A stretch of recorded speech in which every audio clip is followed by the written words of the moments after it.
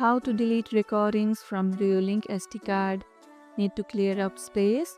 Here's how to delete recordings stored on your Reolink camera's SD card. First, open the Reolink app and tap on the camera with the storage you want to manage. Now go to Settings and select Storage Status or SD card Management. Here you'll see the option to format the SD card. Tap Format SD card and confirm when prompted. This will erase all recordings and free up space. Do you regularly clear your SD card? Share your routine in the comments below.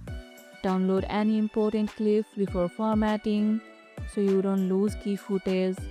And that's how you can delete recordings from Reolink SD card. And if this video helped, hit the like button, share it, subscribe and leave a comment. Thanks for watching and I'll see you in the next one.